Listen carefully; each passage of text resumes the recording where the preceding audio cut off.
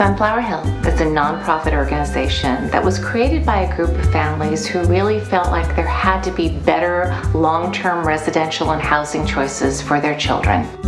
Most individuals with special needs live with their parents. They might live in a group home, but for a majority of those kids with special needs, there are no good options. We want to create a residential community not unlike senior living, where you can have many choices of activities, of a sense of community, of a meaningful life long term for individuals with special needs.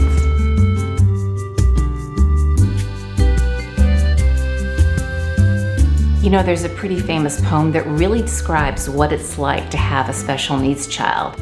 And it talks about taking an airplane trip, say, for example, to Italy. You think about Italy, you buy the guidebooks, you get on the plane, and suddenly the flight attendant says, "I'm sorry, there's been a change in plans. We're not going to Italy, we're landing in Holland." And you go, I think you've made a mistake. Well, we realized something was wrong when he was 2 and 3 and he wasn't talking normally, and he had a lot of abnormal behaviors that other children don't have. So I took him to the pediatrician and they said, yeah, something was wrong. But he's been a wonderful kid and we all obviously love him. Love him? Yeah. So he was seemingly a normal child up until about 9 months old. And then he got the roseola virus, which is baby measles. And then, of course, he developed the rash. And then after the rash went away, our child sort of went away too. My son, Jacob, has a rare chromosomal condition called trisomy 9. Jake's a fantastic young man, has many wonderful qualities, but he has significant disabilities and he'll never live on his own. I was 9 months pregnant with Colin, who is our youngest of the 3 boys. Patrick's in the middle. And it was the day after Brendan, the oldest, started kindergarten. So I kind of feel like I had one day of general ed in my life before all of a sudden the special ed, kind of consumed us, and that's been our life ever since. He had what are called jackknife seizures, and they diagnosed him with infantile spasms, 1 in 100 typically boys. Even though our son Andrew with special needs is the older son, Robbie grew into taking the place of the older brother. I'm 15 and Andrew is 17. And I help him in lots of different ways. I'm really big into basketball, and sometimes he'll come out and play with me and he'll miss a shot and I go chase after the ball and I give him the ball back. If I get stuck on a math problem, he helps me out because he's on a higher math level than I am. I love my brother Taylor because he's really awesome, really nice. He's really cool inside, you just can't really express it too much. I'm a bowler, I'm a swimmer, I'm a basketball player, I'm a flag twirler. They're human beings and they need to be treated with respect and with love, and they need the same things that everybody else needs. They just need more help than what everybody else needs. They're actually usually very loving, like Connor is a very loving person. Hi. Think about the organizations that exist out there. There are a lot of great organizations focusing on helping special needs kids. The kids grow up to adults, and society isn't as interested in helping that adult with disabilities.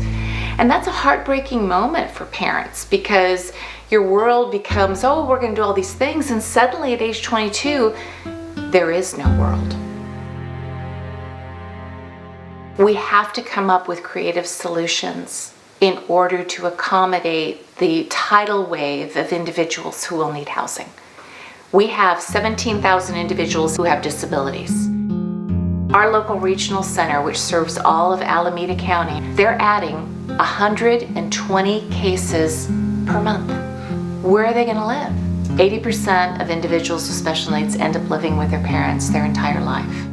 I'm not going to live forever, and if he becomes dependent on my husband and I, where does he go? Jake has one sibling. I do not want to burden her. When you have a special needs child, it's essentially like adding another retiree. The problem you have when individuals get older is that there really are very few choices. If they're able to live on their own in their own apartment with supported living, wonderful, kudos. My son couldn't do that. Then you've got the lower end with the group home. It's not a sustainable model. The people that own group homes, they own them privately, and at some point in time they're gonna sell them and they won't be there anymore. He needs a place where he can join as a family, because I'm sure he will never get married and have children of his own. So he needs similar people in his life that maybe have the same issues or slightly different, that can become his family. You don't have to have a special needs child to care about this, especially with autism. And I think it's important to remember that Sunflower Hill is not just for individuals with autism. It's for all individuals with special needs, whatever their particular disability. It's time for everyone to go, you know what, I'm going to do whatever I can to help make a difference. I see it as a retirement community-like environment where there's daily activities, there's learning experiences, there's work opportunities, and there's gatherings where they all get together, whether it be for dinner, for lunch, for dances, for special occasions and holidays. It's their family, and they can grow old with. I think the nice thing about Sunflower Hill is that it's a community of people like him, and you know, it's a sense of being wanted. They've been different and they've been a little bit outcast, but now when they're in this community of Sunflower Hill, they all share the same difference. In addition to having a place to live, we think it's also important to have ability to work. So we'd like to have a garden, maybe some olive trees, do some micro businesses with sunflower seeds or sunflowers or packaging, and really teach our kids some entrepreneur activities that they can be proud of. The biggest challenge that I have is that I want to get them comfortable in the community, and the community comfortable enough with us that we can work together to create these opportunities for them. These students can work. They just need to be taught how to work. The thought that they could potentially hold jobs, that they could still go to an adult day program that fits their individual needs is just amazing to me. And so what we envision Sunflower Hill to be is very much akin to senior living, where you can have activities, you can go off to day programs, but you've got friends and social, and you're in the security of a community that you know will always be there for you. I think it's important to think that we are not just helping our own kids. We want this to be a model that's helping every child with special needs. We've got to do this in a mode that is duplicatable across the nation. So let's think of options. 5 acres where you've got housing units on site. Well, then you want to have the social aspect. You want to have the ability of dances and a sense of community, or arts and craft, or a computer room. The traditional model that Bittersweet Farms really started is that farm setting.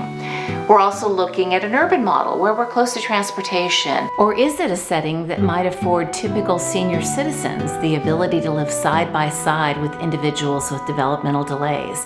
There could be cross-volunteer opportunities for both. I just want kids like Connor to have a really wonderful future. Future. Yeah. Future. Mm-hmm. Future. Yeah, a good future. A good future. Yeah. A good future. At Sunflower Hill. Sunflower Hill. Right. And your whole life, people are still going to Italy and they're bragging about what they saw in Italy. And you go, yes, I was supposed to go to Italy, but I went to Holland instead. And you know what? Holland is actually good. And that whole life, even though you regret maybe not being able to do it, you realize this is the life you were meant to live. This is the life you are supposed to be making a difference with for your child. I've been given Robbie for a reason, and I'm going to work as hard as I can to make his life the best one and to create the same kind of vision for all the other kids. And I think that's what we're doing at Sunflower Hill.